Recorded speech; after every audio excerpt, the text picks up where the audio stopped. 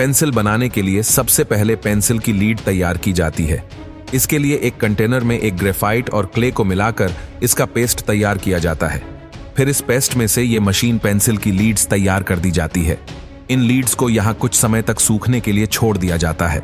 सूखने के बाद इन लीड्स को एक मेटल कंटेनर में भरकर हीटिंग चेंबर में डाल दिया जाता है। यहाँ इन लीड्स को हाई टेम्परेचर पर गर्म किया जाता है।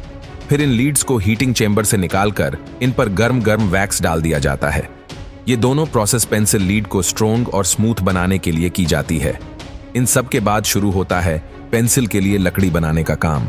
सबसे पहले लकड़ी की एक प्लाई के ऊपर एक मशीन के जरिए सांचे बनाए जाते हैं और इन मशीन के जरिए इन पर ग्लू भी लगाया जाता है।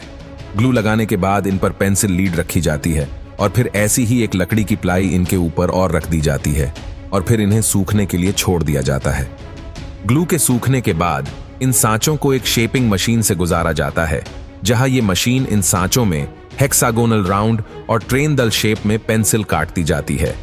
इन पेंसिल्स के काटने के बाद इनकी पेंटिंग का काम शुरू होता है। इन पेंसिल्स को यहाँ फिर डिफरेंट रंगों में रंगा जाता है। फिर एक मशीन द्वारा इन पेंसिल पर कंपनी के स्टैंप लगाए जाते हैं।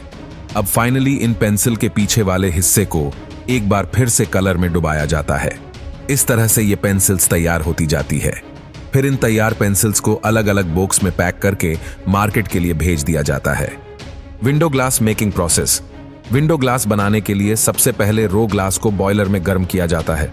जब यह ग्लास गर्म हो जाता है तो इसे एक कंटेनर में लिया जाता है और इसे स्टैंड पर रखकर मशीन तक लाया जाता है, जिसके बाद इसके ऊपर इस मशीन को चलाकर इसकी पतली लेयर बना दी जाती है।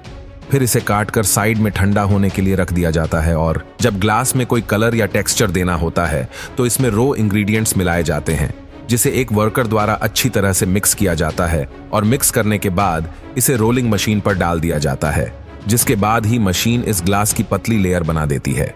ग्लास के तैयार होने के बाद इसकी काफी सफाई से कटिंग की जाती है। यहाँ इसके चारों तरफ के खराब हिस्से को हटाकर पेस्ट ग्लास अलग कर दिया जाता है।